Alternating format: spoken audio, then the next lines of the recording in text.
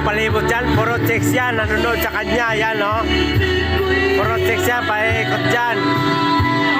Yan, puro chicks yan.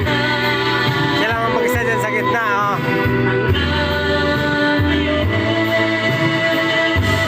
Ang lakas pa ng loob magkaway-kaway, oh.